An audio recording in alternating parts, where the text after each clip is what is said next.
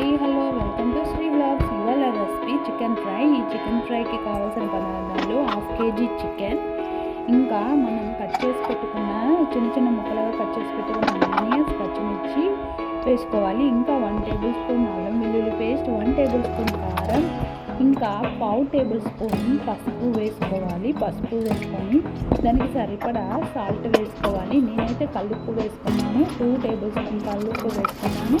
ఇంకా 1 గరిట ఆయిల్ వేసుకున్నానండి. ఈ ఆయిల్ వేసుకొని దీన్ని బాగా మిక్స్ చేసుకొని ఒక 10 మినిట్స్ ఆర్ 20 మినిట్స్ మనం పక్కన పెట్టేసుకున్నాము. ఈ చికెన్కి మనం కలిపిన మసాలా మొత్తం పట్టేంత వరకు. తర్వాత ఒక ప్యాన్ తీసుకొని దానిలో 3 గరిటెల ఆయిల్ వేసుకొని, ఆయిల్ హీట్ అయిన తర్వాత జీలకర్ర 1/2 టేబుల్ స్పూన్ జీలకర్ర వేసుకొని ఫ్రై చేసుకోవాలి.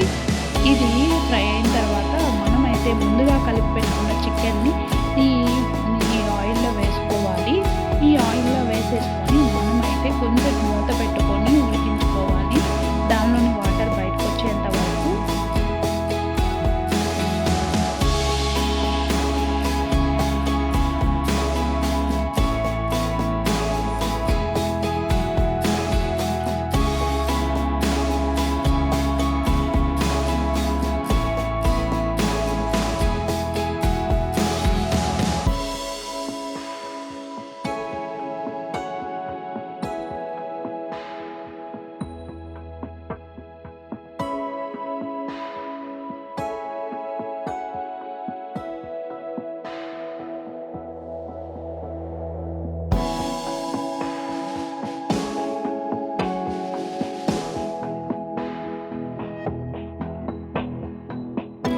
వాటర్ బయటకు వచ్చేసాక మనం క్యాప్ తీసుకొని ఫ్రై చేసుకోవాలండి.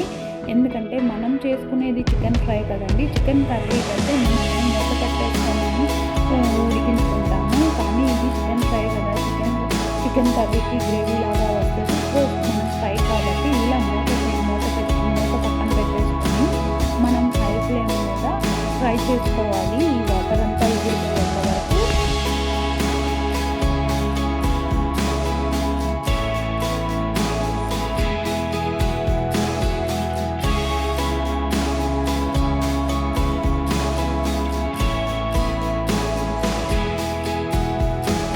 ఇలా మధ్య మధ్యలో మనం చూసుకుంటూ ఉండాలండి, అడుగంటకుండా.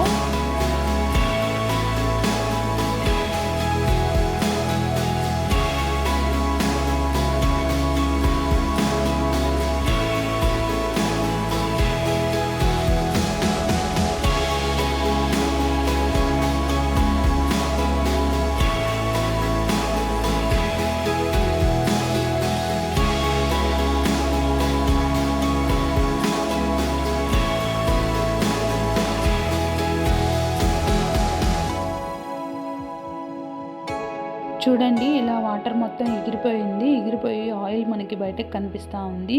సో ఇప్పుడైతే మనకి ఫ్రై అయింది. ఇంకా కొంచెం ఫ్రై చేసుకొని తర్వాత 1 table spoon garam masala powder add చేసుకొని దాన్ని ఫ్రై చేసుకోవాలి.